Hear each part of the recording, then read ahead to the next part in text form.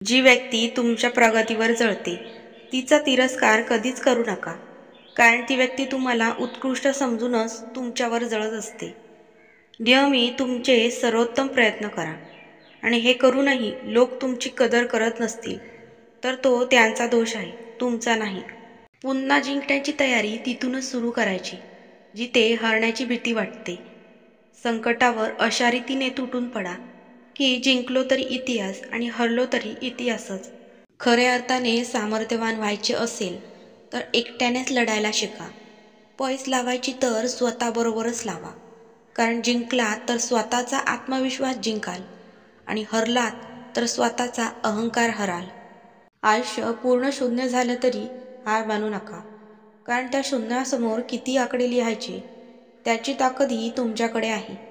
स्वतःचा विकास करा. लक्षात ठेवा की गती आणि वाढ हे जिवंतपणाचे लक्षण आहे. चांगली माणसे आणि चांगली पुस्तके लगेच लक्षात येत नाहीत, त्यांना वाचावं लागतं.